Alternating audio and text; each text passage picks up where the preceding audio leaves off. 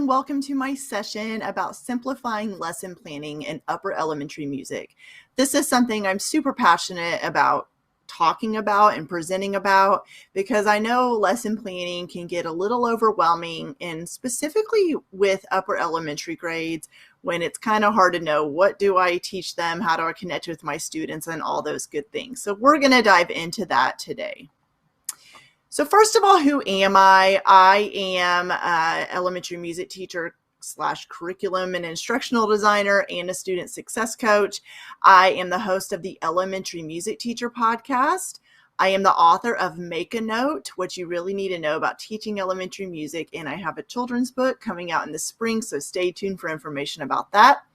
I'm the director of the Learn Professional Development platform with F-Flat Books, the founder of the Harmony Elementary Music Teacher Membership and Curriculum Design Roadmap course. And I have a bachelor's in music education, a master's in educational technology, and I'm pursuing a school principal graduate certificate. So all the things. I also do, when I say I'm a curriculum designer, I have designed curriculum for various states and companies for their music curriculum, but also work with University of Arkansas, helping transition some of their courses for a variety of different subject areas to a new course platform and things like that. I started my elementary music teaching journey in the middle of a school year, right outside of college, and I joined a school or worked at a school where they hadn't had a music curriculum or a music program for the past 7 years. So I got to restart that from scratch. And a lot of my love and passion for talking about lesson planning and curriculum design came from that experience where I literally had to create my own curriculum from scratch. I said no to the many curriculum resources that didn't serve me or my students. There's so much out there. And in fact, I started teaching back in 2004, really dating myself. And now, fast forward to 2024, and there's so much more available, which can be a good or bad thing. So we're going to get into that a little bit in this session. But I also said yes to the lessons that lit me up and were relevant to my students. Just because something works for someone, specifically for upper elementary music students, it may not work for your students. It's really important to know who you're teaching, those actual students in front of you, what works for them, what fits your personality and your teaching style, and really think through that as you're looking through different resources and materials to teach with. It's all about making a choice, and sometimes that means narrowing down what you want to do versus what you don't want to do. So the idea of overwhelm, I feel like, is important to talk about when we're discussing lesson planning because, like I said, there's so much available to teach with nowadays, which can be a good thing. But I feel like overwhelm comes from either not having enough to teach with or having way too much and not knowing when to fit it into your day or your week when you're planning for students. So it is about making choices. You have a choice of about 5 songs you could use to teach towards steady beat. You got to make a choice. It doesn't mean all of them would not fit that. It doesn't mean they wouldn't be great. It doesn't mean that they wouldn't all work to teach to that concept, but it's about knowing what do you want to do? What are you excited to teach? What would resonate well with your students? And knowing, always having a rhyme or reason behind why you're planning to teach with that particular song or activity. So it goes into narrowing down what you want to do versus what also you don't want to do. And we're going to get into how to decide that and making a songs and activities list and all those things as we continue going. So hang in there. What will best serve you and your students? What sounds like a great idea, but is something that's maybe a not right now or a I'll try this another time kind of idea. Just because you're narrowing down what you want to use to teach with doesn't mean that you can't ever use something else. It just means in that moment of time, I'm choosing this song. Now I'm going to make a songs list that will have all these other songs that could teach towards steady beat. I'm just going to keep using that as an example. But I will get to those when I can, or maybe even in another school year, but remembering they're there to choose from if I would like to do that. So let's talk about curriculum. If you've been in my world for any amount of time, or maybe you're new to me, so it's nice to meet you, I love reframing the way you may have always thought about curriculum. So curriculum is not just about the stuff you teach with. In fact, I just recently did a podcast episode, and I can't remember the number off the top of my head, but about this on my podcast. It's not just about the stuff. When I even, remembering back in when I was getting my bachelor's degree, and I remember, curriculum was always presented as, you may have a curriculum to teach with. You may have lesson resources to teach with. You may have to buy a curriculum. So it was always ingrained in my head, and maybe you come from this background as well, where curriculum is always to me taught as being the things, the actual lesson plans and the scope and sequence, curriculum map, all of those things that are given to you or you buy to teach with. And yes, those are all part of a curriculum, but curriculum is also you as the teacher making informed decisions about how you're going to teach with those things. How are you going to use the stuff? It's not just there, it's you planning around it in a way that'll make sense for your students. So I created this quote: creating a curriculum for your music classroom is the single most powerful and strategic way to make an impact with your students while growing in your skills as a music educator. Yes, having these pre-planned curriculums provided to you, and you know all the ones out there, I don't need to name them, they're great. You could literally follow them lesson by lesson for each grade level. But sometimes the way it's presented doesn't make sense for your students because they don't know your kids. They don't know what works for them. They don't know what you've tried. They don't know what situation you walked into. If you walk in like I did in a situation where a school hasn't had music for 7 years, I couldn't start my fifth graders off at fifth grade concepts. They weren't ready for that. So I had to create a curriculum knowing I'm going to have to kind of go backwards a little bit to get them to where I want them to be. And so knowing your students and what works for them is super, super important. So with that said, one definition of curriculum: it's a collection of lessons and assessments that will be taught in an educational setting by you, the teacher. It's the things you have to teach with, obviously, your curriculum. Or it can also be thought of as the plan for instruction that includes the resources, methods, and assessments needed to help your students achieve in the music room. The key word I want you to remember from this is plan, the plan for instruction. Curriculum isn't just about lesson planning and the songs and activities, but planning with your unique learners and students in mind. So I wanted to go over all of that and just kind of redefining curriculum and lesson planning a bit before we get into the meat of today's session. So you can kind of start reframing the way you might have always seen curriculum, and so we can move forward successfully together. So today we're going to cover how to focus on the teaching concepts and standards, thinking about the resources you'll use, organizing your plans and resources, knowing how to structure your class periods, and staying flexible in your planning. Lesson planning can cause stress in your teaching life. Each week, you're expected to come up with plans that meet the state or national standards that will reach different learning styles of your students and that are fun and engaging. And maybe you've thought, am I doing this whole lesson planning thing right? Or you're wondering if there's an easy way to go about it. If so, this workshop is going to help you to lesson plan with ease, especially when it comes to teaching those upper elementary students. You'll be able to implement what you learn right away, whether it's right at the beginning of a semester, whether it's after summer, whether it's you're implementing this towards the end of the school year. Whenever you are consuming this workshop, you will be able to implement what you're learning. So let's get going. Focus on the teaching concepts and standards. Think about the bigger picture and start with backwards planning first. Backwards planning is something I was kind of forced to do. I don't mean it like that, but I don't know how else to say it. When I created my own curriculum, I had no lesson plans. I didn't have a curriculum map to follow or scope and sequence. I sat down and made my own for grades pre-K through 5 is what I taught. While I went through my master's in educational technology program, that's when I took a class all about backwards design. And I realized that I was kind of already doing a lot of this back then without even realizing it or knowing what it was called.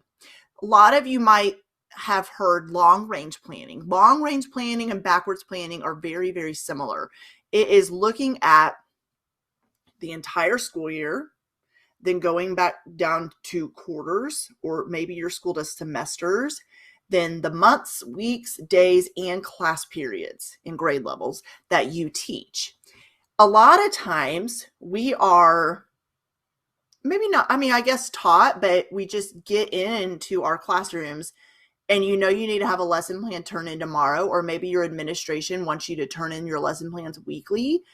And so each week you are just, you have to have something turned in. So you're doing the best you can. You're wondering if you're covering the standards and concepts successfully, but you're just not sure because you've never been taught how, instead of going like this, looking at the class periods, the days, the weeks, the months, the year, to go inward. And maybe you're listening to me and you're like, what is this crazy woman talking about? Stick with me because I'm going to teach you exactly what I mean by that. And it takes the guesswork, honestly, out of planning each week. So it takes some work up front, but once you do it, you'll get more and more used to it, and lesson planning will get easier and easier. There are actually 3 stages to identify, to backwards planning. The first stage is to prioritize what you want your students to know. The second stage is to determine acceptable evidence or assessments. And the third is to plan learning experiences in instruction, which you're already doing. So let's unpack this a little bit more. First of all, you obviously need to know what standards you'll be following. Do you follow the national music standards? Do you follow your state standards? If you're in a larger district, I taught in Tulsa in Oklahoma, and they provided, I don't know if they still do, but because I don't live there anymore, but they provided music standards of their own, which were based around the Oklahoma standards, which followed the national standards. And if you've ever dug into any music standards from different states, I have looked at several because of the work I do for curriculum, and they're all very similar with just a couple different nuances. So honestly, my biggest piece of advice about which standards do you follow, it's up to what's the expectations put on you, but also what are you comfortable doing, and just making a choice. We go back to making a choice again. So when you have decided what standards you're using, you are going to see, are these standards already divided into 9-week chunks or semesters, or do you need to map out your own scope and sequence?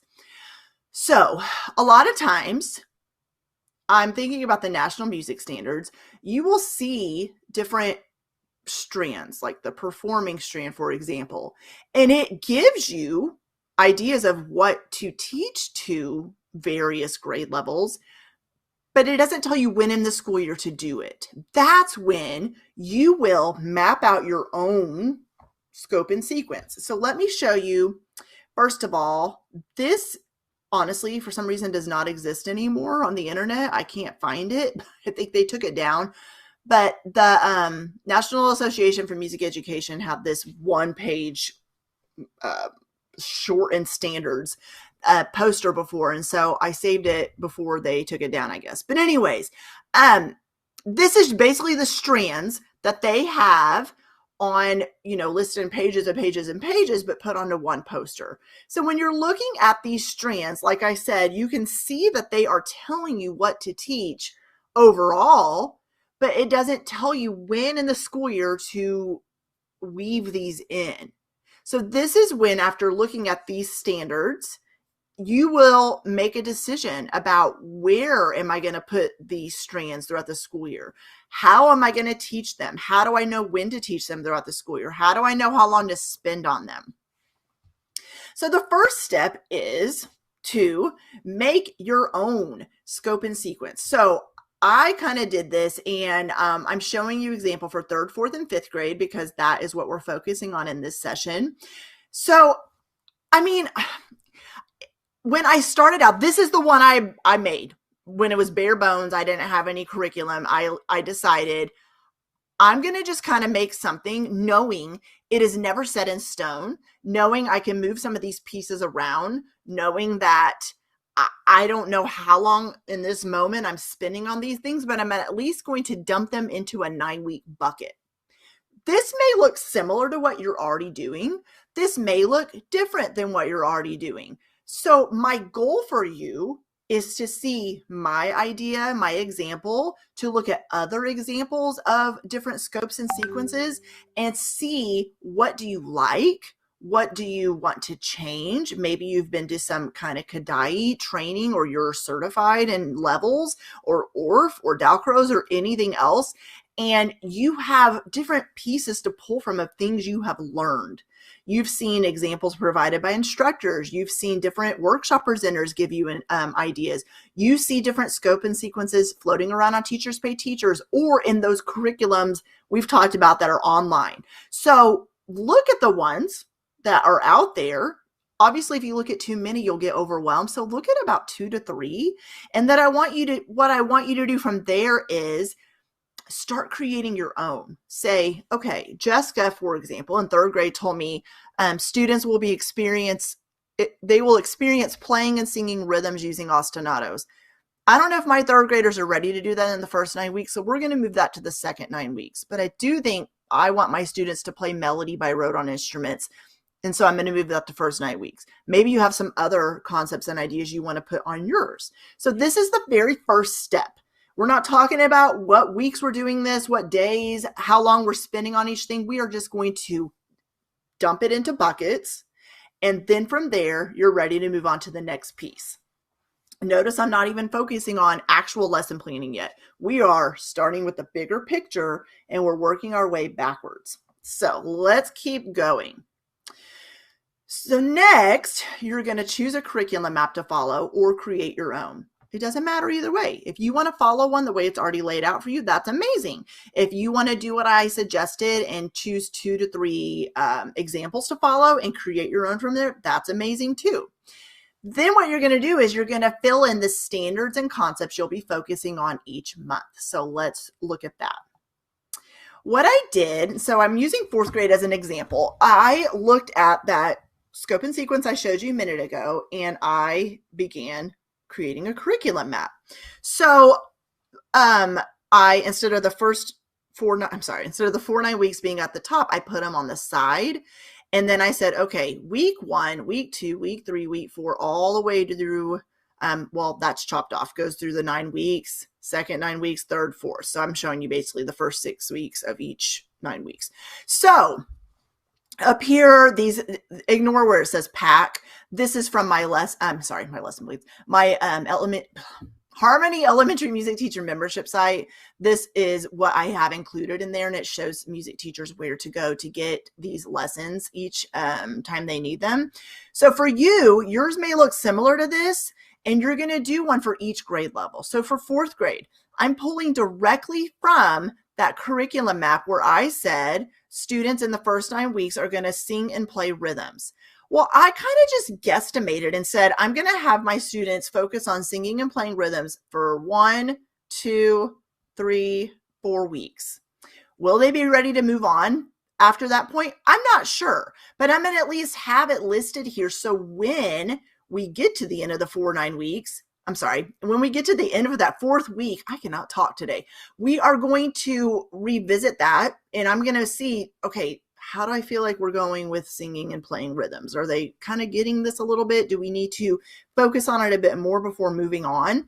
That's when this is always editable in like a Google Doc or Google Sheet, and you can change it up or type in some notes. Like right here, say, finished the 4th week, students might need to move on further, or whatever you want to do to keep track of it. So this is just an example of how I pulled from the beginning phases, and then I started putting it into 9-week chunks. Then you'll begin creating lesson plans around the curriculum map. Consider your teaching situation. Are you on a cart? Are you in person? Are you virtual? And that will contribute to how you're lesson planning. Let me show you an example. This is kind of blurry, and I apologize about that. This is, and it chopped it off at the top. I apologize. 3rd, 4th, 5th. So this is the very first week of school. And so I'm saying I can statements. You may be, asked to do that. Keep a steady beat with strong, weak beats and play and sing rhythms by using ostinatos, and can sing and follow the direction of the melody. I put right here what national music standards did I pull from, the procedures, materials and resources, and then you can also put assessment down here at the bottom. So start with dumping it into buckets for 9 weeks. Then kind of make informed decisions about what weeks are you teaching those concepts with songs and activities listed under it. Then you shape it into actual lesson plans from there. So now we're going to focus on thinking about the resources you'll use. Focus on what you already have first. What do you already have available? What is sitting on your shelves right now or sitting on your computer, right? What do you have saved on social media? Maybe you found some lesson plans on Instagram or Pinterest or TikTok or Teacher Pay Teacher or different workshops or summits you've been to. What do you have available to use? If you're anything like me, you can collect those one-off resources and lesson plans, and then they just kind of sit in a folder. Maybe it's time you go back through them and look and say, and we're going to talk about how to organize them later, but what do you have? Do you have old textbooks sitting in your classroom? Do you have filing cabinets of sheet music, online curriculum already purchased? Look at what you already have available to use first. Then focus on what you need and on how you'll be able to purchase it. Then lastly, focus on what you want. So I'm going to show you a few examples of some ways I have organized. This list has changed a lot, by the way. But so I said for 3rd and 4th grade, this is kind of some books I want to use for different things. Lower and upper elementary could use these books. Different resources I've bookmarked. I'm just honestly copied and pasted some. My brain stopped working. Google Docs that I use all the time to plan, different YouTube and podcasts that I might want to use with my especially upper elementary students. There's a ton of Boomwhacker resources on YouTube, as well as virtual field trips, all kinds of stuff that I've saved. And then I started going through ideas for each month and kind of put them here. And so this is what I'm just trying to get your brain to start thinking about. All right, so I have a curriculum map, scope, and sequence in place, but now I need to start kind of figuring out what resources am I going to plan from? What do I need to teach towards those concepts? Do I like what I have? Do I want to go out and find new things? And then you just start making yourself some list around that so you can organize your ideas in one place. I also really love using music, obviously, as a music teacher. So I started some Spotify playlists. I just kept pulling different music that I liked.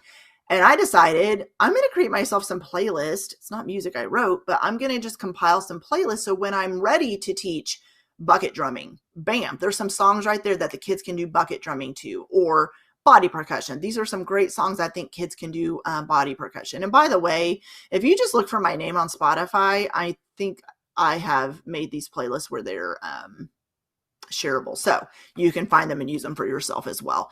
But anything like this where you can keep organized, whether it is YouTube, Spotify, whatever else you use, bookmarks that you save ideas on your bookmark tab on your computer. Maybe you're saving different ideas there. Maybe you're organizing it by concepts where we talked about steady beat earlier. Well, you have a steady beat tab and maybe you're constantly sharing ideas there where you easily can pull from there and put it into your scope and sequence when you need to. Or maybe we're going to get into that in a little bit, but Google Drive is also great. So we'll keep going and talk about that further. Too many resources can cause overwhelm. And so to simplify the lesson planning process, choose 5 or less resources to start out with. Especially if you're a new teacher, there's a lot out there. So don't overwhelm yourself by going, well, I just purchased all these things, or my classroom already has these things, but this music teacher says she has that, so I want that too. Start with what you have first and don't go crazy. You're going to overwhelm yourself with too much. You can layer in other resources later on. So let's continue talking about organizing your plans and resources. First of all, create an organizational system that works for you. Google Drive works great because you can organize everything. So here's just like a snapshot of what I have done to really help my sanity.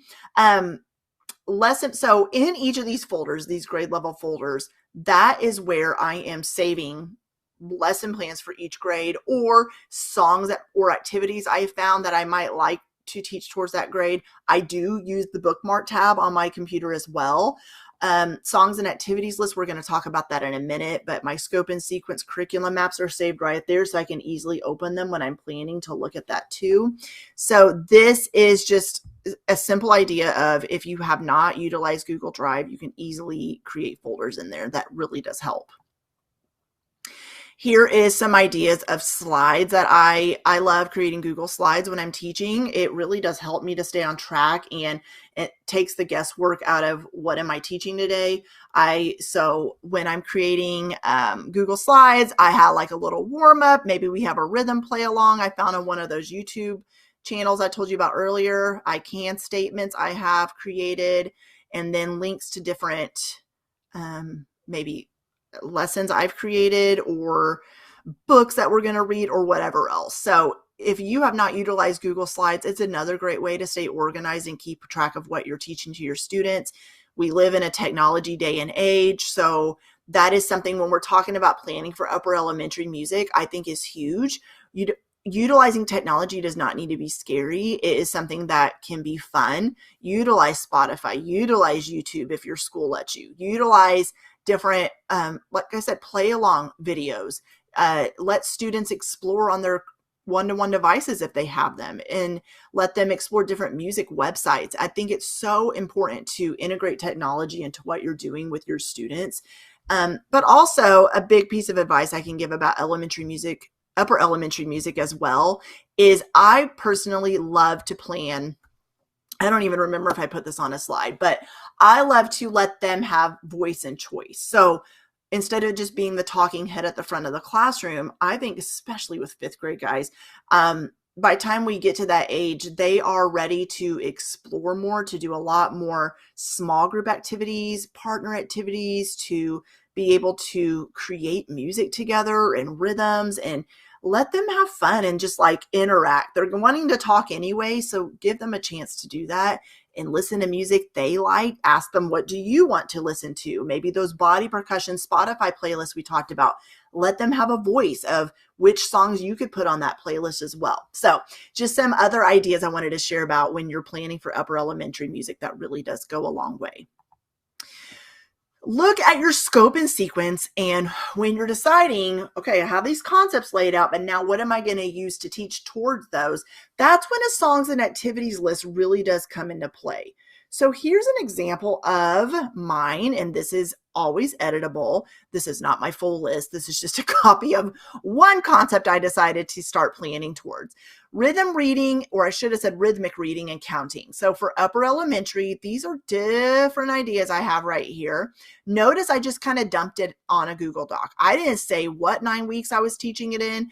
I didn't say where in the school year, but when it's on this list, when I'm talking about rhythmic reading and counting, I go back to my curriculum map and scope and sequence, and then I'm able to plug these activities in to that plan. And so this is always editable. You can add to it, take away from it. You can strike it out. You can make notes right here and say what rhythm wraps you're wanting to teach, bullet points under a bullet point. You can say, how am I using this song? What rhythms are they counting in this song? Rhythm popsicle sticks. What are they doing with these? How are they doing that? Where in the school year are they doing that? And you can also, if it's some kind of website or hyperlink, you can link that next to these songs and activities as well. So you can easily get to what you're needing, or say what book and what page number that you will need to pull that song and activity from. You can make this as organized and detailed as you want it to be. Also have sheets or docs that keep track of what you want to teach and what you've already taught. Keep notes of what went well and what could go better for next time. So this is something that in the curriculum design roadmap course that I created this in a Google Doc, or I'm sorry, Google Sheet, a lesson plan tracker. You can easily create something like this for yourself where you have grade levels, you can just have a drop-down menu, and then you can just keep track of what you've already taught or what you want to teach for each song, for each objective or concept. Number 4, know how you'll structure your class periods. So know how often you see your students and for how many minutes. How long are they going to be in there with you? Have a plan for what will happen from the minute they come in to the minute they leave. A lot of times when mentoring music teachers, I see that music teachers sometimes are focused on just what happens during the class period. I think music teaching starts from the minute they come in. Students need to be, if they're not greeted at the door, they have to have something they're doing, especially upper elementary music, because it's hard to get them back. So for my upper elementary kiddos, I love to start with some kind of body percussion warm-up. Or I have something playing, some kind of music playing as they come in, and then maybe I'm just doing some kind of body percussion that they know that they're following me. Maybe you designate a leader each time that class comes in, that they're leading body percussion warm-up at the front of the classroom. Just have a plan for what they're doing when they walk in. What are they doing when they leave? It's not just, oh my gosh, it's time to go. No, have a plan in place. Is it exit tickets? Is it asking questions? Is it having discussions about what they just learned? What are you doing with students the entire time? Consider the ages of your students and vary things up. So a general rule is for the age of the student, that's how often you should change up what you're doing. So here's an example of that. How I have, and this plan has always changed. Like I said, nothing's ever set in stone. But in a 45-minute class period, this is how I like to structure my time. So a warm-up, reviewing song or activity learned the last time. So when we're focusing on upper elementary, those kiddos will be ages maybe 8 through 11, somewhere in that range. I might be wrong. I might be off a little bit. I have 3 sons. I should know this. But this is kind of how I have gone with outlining my lessons. Now, this is not always set in stone, like I said. There's sometimes that if we're working on a performance, this will not look like this. Or if we are doing a small group activity where I know they just need to jump right in and start working, we're going to take out a couple of these pieces. But this is just a general outline I like to follow on a typical music class period day with my students. When planning, think about warm-ups, transitions, integrating technology, whole and small group instruction, exit tickets, etc. Plan for every minute until you find your stride, and then you can be a little bit more flexible, which goes right into our next point, which is stay flexible in your planning. Upper elementary, we talk a lot about kindergartners. You know, they're busy. They need a lot of attention. There's going to be someone who needs to go to the bathroom. Someone's always crying. Someone's usually throwing up, right? But with upper elementary, we need to stay flexible in our planning as well. You'll be able to tell way easier with upper elementary classes if a lesson plan is just not going the way you thought it would go. If it's just kind of like, okay, this isn't working, I don't know what's going on, there's a disconnect, and you need to pivot your plan. It's like thinking of those baby toys with the round peg going into the square, or what, you know what I mean? Probably not, but anyway, it's like you're trying to put the shape into the shape toy.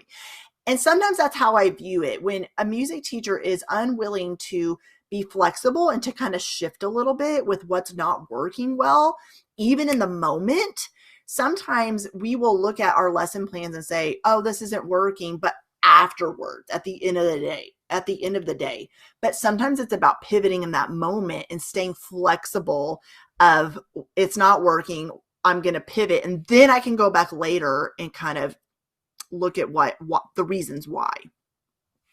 Your students are your students. They're going to have different needs, and will also need lesson plans differentiated based on their learning styles, academic needs, emotional needs, and based on the way you best teach. So part of lesson planning is about staying flexible. There's going to be days, even the best planned lessons don't end up working well, and that's perfectly okay. And it's about keeping track of those moments and knowing how to improve that for next time.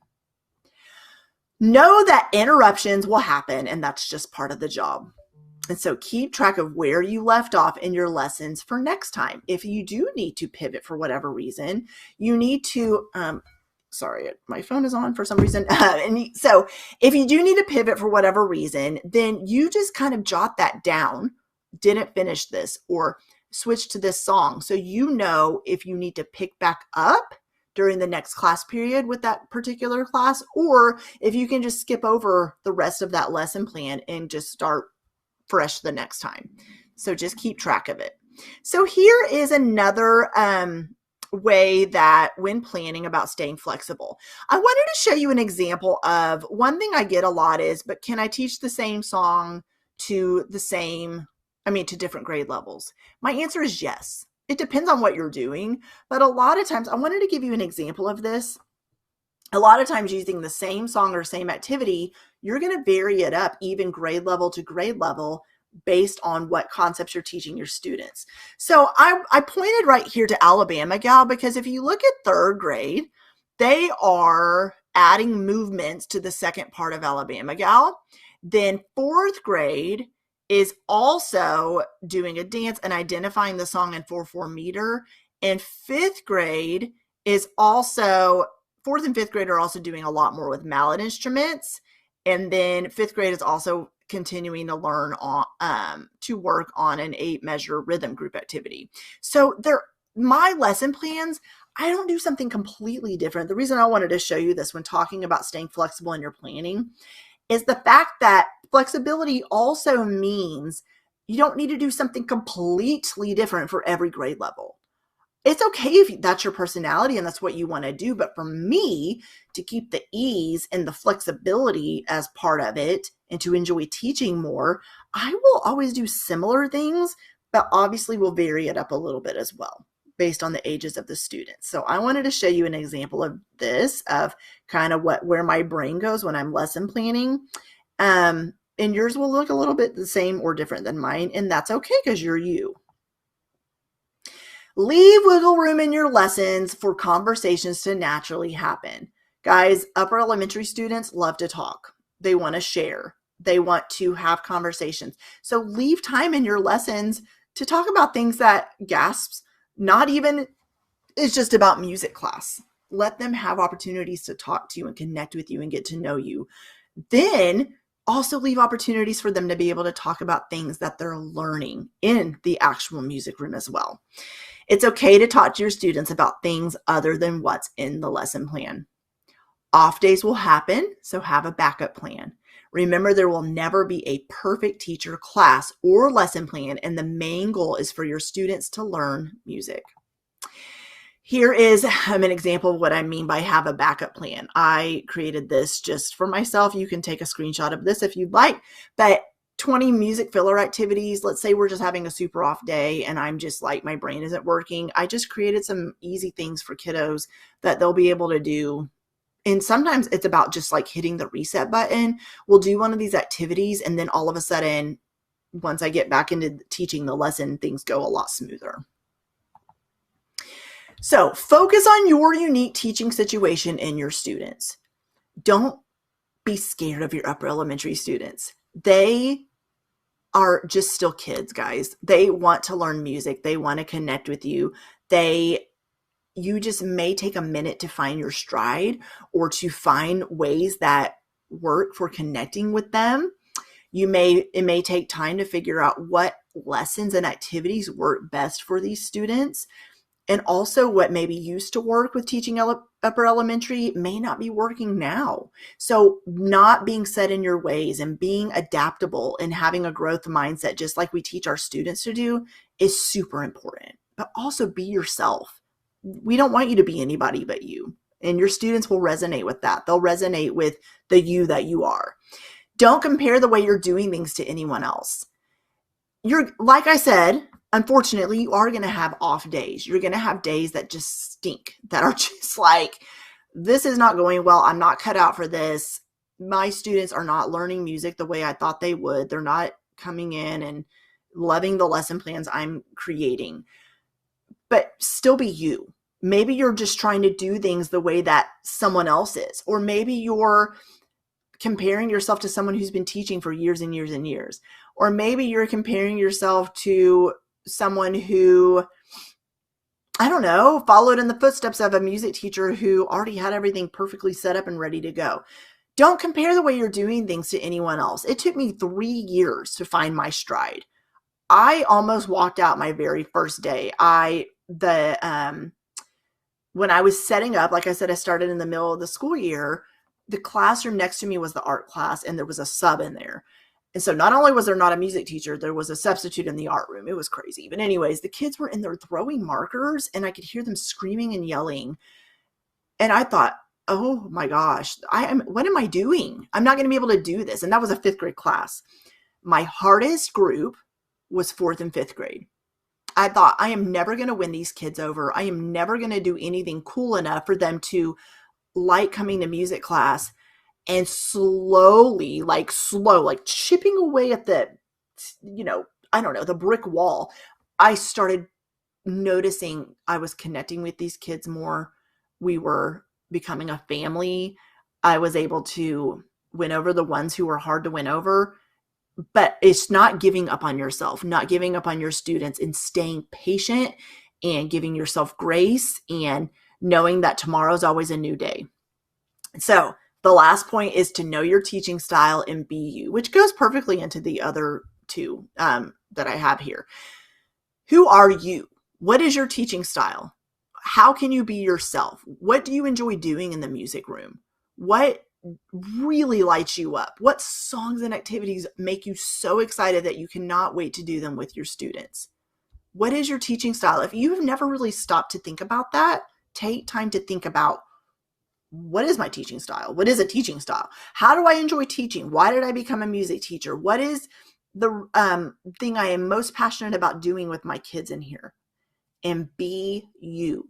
There's only one you. Your students need the you that you are, not the music teacher down the street.